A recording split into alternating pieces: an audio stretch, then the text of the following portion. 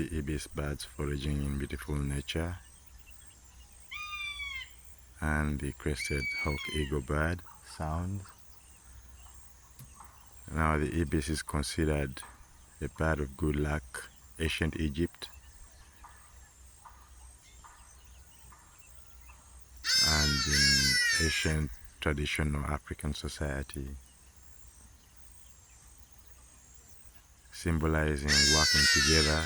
It calls on people to work together because they always move in pairs, partnership.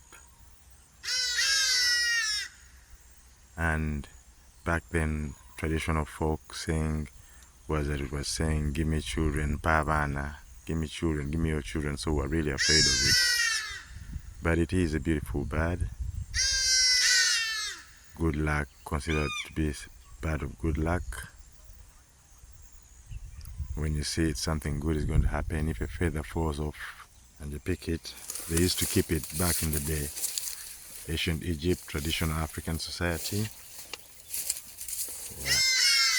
Beautiful sounds of the Ibis bird call and the Crested Eagle Hawk.